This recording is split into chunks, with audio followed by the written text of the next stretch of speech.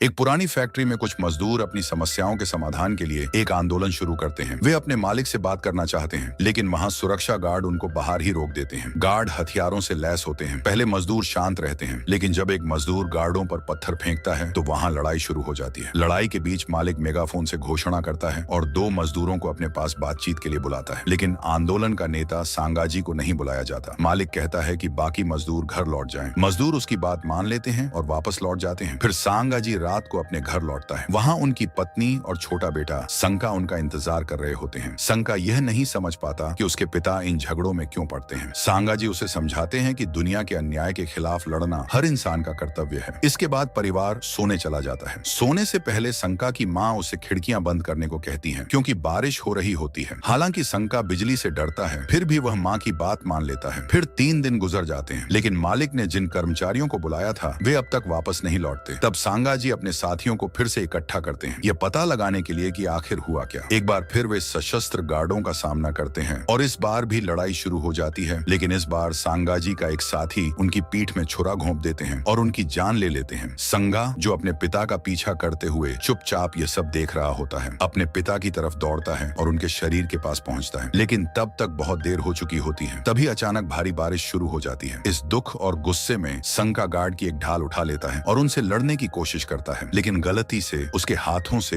एक विद्युत आवेश निकलता है जो चारों ओर मौजूद सभी को प्रभावित करता है। इस भारी शक्ति से संका और बाकी लोग पीछे गिर जाते हैं। इस घटना के बाद 1 साल बीत जाता है। संका और उसकी मां को गुजारा करने के लिए काफी मुश्किलों का सामना करना पड़ता है। उन्हें दूसरे शहर में नौकरी का प्रस्ताव मिलता है, इसीलिए उसकी मां एक दिन के लिए बाहर जाती है, लेकिन 1 हफ्ता बीत जाता है और वह वापस नहीं आती। संका भूखा और अकेला खुद का ख्याल रखने की कोशिश करता है। उसे अपनी सबसे बड़ी डरावनी चीज यानी बारिश और बिजली का सामना करना पड़ता है। फिर कई और दिन गुजर जाते हैं, तब उसे यकीन हो जाता है कि उसकी माँ उसे छोड़कर चली गई है। वह अपना घर छोड़ देता है। एक सुबह वह अपनी किस्मत आजमाने के लिए सड़कों पर निकल पड़ता है, लेकिन गली के लड़कों का एक गिरोह उसका पीछा करता है और वे उसे एक गली में घेर लेते हैं। संका खुद को बचाने की कोशिश करता है, लेकिन गिरोह के 5 लड़के मिलकर उसे बुरी तरह पीटते हैं। वे उसका कान काट देते हैं और लकड़ी के लट्ठों से उसे मारने की तैयारी करते हैं। तभी सौभाग्य से उसी समय अवांग नाम का एक और लड़का वहां आता है और संका की मदद करता है। अवांग अपने मार्शल आर्ट के कौशल से उन 5 लड़कों को एक ही झटके में हरा देता है। लड़ाई खत्म होने के बाद अवांग संका को ट्रेन स्टेशन में अपने ठिकाने पर ले जाता है। वह उसे खाना खिलाता है और फैसला करता है कि वह संका को लड़ना सिखाएगा ताकि वह खुद का बचाव कर सके। प्रशिक्षण शुरू होता है और संका एक अच्छा और तेज सीखने वाला मार्शल आर्ट लड़का साबित होता है, लेकिन एक ब्रेक के दौरान फिर से बारिश शुरू हो जाती है। बारिश देखकर संका डर जाता है और भागकर एक वैगन के अंदर छिप जाता है। अवांग उसे देखकर पूछता है कि वह बारिश से इतना क्यों डरता है। संका जवाब देता है कि उसे ऐसा लगता है जैसे बिजली हमेशा उसकी ओर आकर्षित हो रही है। यह सुनकर अवांग उसे दक्षिण पूर्व की ओर जाने वाली ट्रेन में अपने साथ चलने का प्रस्ताव देता है, जहां वे दोनों एक बेहतर जीवन शुरू कर सकते हैं। संका इस प्रस्ताव को स्वीकार कर लेता है। रात में दोनों तेजी से जा रही ट्रेन के पीछे दौड़ते हैं। अवांग एक डिब्बे तक पहुंचने में सफल हो जाता है और संका को अपनी तरफ खींचने के लिए हाथ बढ़ाता है, लेकिन संका पूरी कोशिश करने के बावजूद पीछे रह जाता है। अवांग उसे अंतिम सबक देते हुए कहता है कि जो उसने अब तक सीखा है उसका इस्तेमाल करके खुद को जिंदा रखे और किसी पर भी भरोसा न करे। यह कहकर वह ट्रेन में चला जाता है। संका इस सलाह को अपने जीवन का हिस्सा बनाने का फैसला करता है। अगले दिन वह एक बंदरगाह पर काम की तलाश में जाता है ताकि वह अपनी जीविका चला सके। जब वह लाइन में खड़ा होता है, एक गली का बच्चा उसे धक्का देकर उसकी जगह ले लेता है, लेकिन इस बार संका चुप नहीं रहता। वह तेजी से घूमते हुए एक किक मारता है और अपनी जगह वापस ले लेता है। हालांकि लड़का अपने गिरोह के बाकी सदस्यों को बुला लेता है और वे सभी संका के पीछे भागते हैं। भागते भागते संका एक कार में बैठे एक जोड़े से मिलता है। वे उसे अपनी कार में बिठा लेते हैं और उसकी देखभाल करने और उसे एक बेहतर जीवन देने का वादा करते हैं। लेकिन तभी संका को अवांग की दी हुई सलाह याद आती है कि किसी पर भरोसा मत करो। वह तुरंत कार से बाहर कूदता है और सड़क पर भाग जाता है। कई साल बीत जाते हैं। अब संका बड़ा हो चुका है और एक वयस्क के रूप में अखबार के लिए इलेक्ट्रॉनिक्स और सुरक्षा तकनीशियन का काम करता है। उसका शहर अपराध और बर्बरता से भरा हुआ है, लेकिन संका इन सब में हस्तक्षेप नहीं करता। वह शांत और एकांत जीवन जीना पसंद करता है। इस बीच शहर में कुछ लोग अपराध के खिलाफ लड़ने की कोशिश कर रहे हैं। एक दिन संका एक विधायक द्वारा आयोजित रात्रि भोज में जाता है। वहां वह पेनोर से मिलता है, जो संगठित अपराध का प्रमुख है और लगभग पूरे शहर पर नियंत्रण रखता है। इसकी कहानी भी दर्द भरी है। संका की तरह ही पेनोर के पिता की भी अन्यायपूर्ण तरीके से हत्या कर दी गई थी। अपराधियों ने उसके घर में आग लगा दी थी, लेकिन पेनोर इस घटना में बच गया था। फिर भी उसका चेहरा जल गया। उसके चाचा ने उसे अनाथालय में छोड़ दिया ताकि वह अपनी पारिवारिक संपत्ति तक कभी न पहुंच सके। अनाथालय में पेनोर और अन्य बच्चों के साथ बहुत बुरा व्यवहार किया गया, लेकिन पेनोर ने अपनी बुद्धि का इस्तेमाल करते हुए अपने साथियों को एकजुट किया और विद्रोह खड़ा कर दिया। उसने अनाथालय के क्रूर मालिकों को खत्म कर दिया और जल्द ही देश के सभी अनाथों को अपने सहयोगियों के रूप में संगठित किया। इसके बाद वह अपराध की दुनिया में तेजी से उभरकर सामने आया। विधायकों के रात्रि भोज में पेनोर भी नवनिर्वाचित राजनेता दुर्गा उतामा से मिलने पहुंचता है, लेकिन दुर्गा उसे पहचान लेता है और यह कहते हुए उसे अस्वीकार कर देता है कि वह जानता है कि पेनोर असल में कौन है। जब दुर्गा अपने परिवार के साथ घर लौट रहा होता है तो गलियारे में उसे महसूस होता है कि कोई उसे देख रहा है। वह मामले की जांच करने का फैसला करता है। तभी एक रहस्यमय व्यक्ति उसके सामने आता है जो अग्नि जादू का उपयोग करता है और दुर्गा को बेहोश कर देता है। कुछ मिनट बाद दुर्गा जागता है और खुद को एक अनजान इमारत में पाता है। वह एक कुर्सी से बंधा हुआ होता है और उसकी पत्नी और बच्चे भी रस्सियों से बंधे हुए होते हैं। तभी अचानक पेनोर वहां प्रकट होता है और दुर्गा से कहता है कि उसके अपमानजनक रवैये के कारण वह उसे एक उदाहरण बनाने जा रहा है। दुर्गा अपने परिवार को छोड़ देने की भीख मांगता है, लेकिन पेनोर उसकी बात नहीं सुनता। इसके बजाय वह रस्सियों में आग लगाना शुरू कर देता है। जब रस्सियां जलकर टूट जाती हैं, तो दुर्गा का परिवार इमारत से नीचे गिरा दिया जाता है। अपने परिवार को बचाने की कोशिश में दुर्गा खुद भी रस्सी को पकड़ने के लिए नीचे कूद जाता है, लेकिन वह भी गिर जाता है और अपने प्रियजनों के साथ इस दुनिया से चला जाता है। दूसरी ओर संका अपने बिस्तर में जागता है। उसे पास वाले अपार्टमेंट में किसी आदमी की आवाज सुनाई देती है जो जबरन अंदर घुसने की कोशिश कर रहा होता है, लेकिन संका दूसरों की समस्याओं में उलझना पसंद नहीं करता और उसे अनदेखा कर देता है। वह दिन के अंत में काम पर जाने की तैयारी करता है। काम पर संका अपने एक दोस्त से बात करता है जो शहर की हिंसा से तंग आकर उसे छोड़ने की योजना बना रहा है। बात करते समय अचानक एक आदमी अखबार के गेट की ओर भागता हुआ आता है। वह मदद की गुहार लगाता है क्योंकि गुंडों का एक गिरोह उसका पीछा कर रहा है और उसे मारने की कोशिश कर रहा है। संका और उसका दोस्त शुरू में उसकी मदद करने से मना कर देते हैं, लेकिन तभी उनका सहयोगी अवांग दरवाजा खोलता है और लड़के को अंदर ले जाता है। जाने से पहले अवांग वादा करता है कि वह उसे सुरक्षित रूप से पुलिस स्टेशन तक पहुंचा देगा। फिर अवांग उसे कहता है, यह शहर कभी नहीं बदलेगा अगर तुम्हारे जैसे लोग दूसरों की परवाह नहीं करेंगे। इस बात से संका के मन में सवाल उठने लगते हैं और उसे अपने व्यवहार पर पछतावा होने लगता है। अगली सुबह संका देखता है कि वही उपद्रवी लोग एक बार फिर अपार्टमेंट में घुसने की कोशिश कर रहे हैं। इस बार वे दरवाजे के अंदर घुसने में कामयाब हो जाते हैं और वूलन नाम की एक युवती को ढूंढ निकालते हैं जो अपने छोटे भाई टेडी के साथ रहती है। डाकू उन दोनों को जान से मारने की धमकी देते हैं। युवती और उसके भाई को खतरे में देखकर संका अंततः हस्तक्षेप करने का फैसला करता है। वह डाकुओं पर घूंसे और लातों से हमला कर देता है। हालांकि अपराधियों को यह बिल्कुल पसंद नहीं आता। वे चाकुओं से लैस होकर उस पर हमला करने की कोशिश करते हैं, लेकिन इस बार संका मार्शल आर्ट में सीखी हुई अपनी सभी तकनीकों का इस्तेमाल करता है और उनकी हर चाल का जवाब देता है। फिर वह दूसरे अपराधी से सीधे टकराव के लिए आगे बढ़ता है। जब वह दूसरे अपराधी के साथ संघर्ष करता है तो वह अपराधी उठकर पीछे से संका पर हमला करने के लिए तैयार हो जाता है, लेकिन संका के लिए यह एक आश्चर्य की बात होती है क्योंकि जैसे ही वह अपराधी संका की ओर छलांग लगाता है, वूलन उसे उसकी शर्ट से खींचकर मेज पर गिरा देती है। संका इस मौके का फायदा उठाता है और दूसरे डाकू को अपने साथी से नीचे गिरा देता है। फिर वह दोनों को वहां से जाने के लिए कहता है।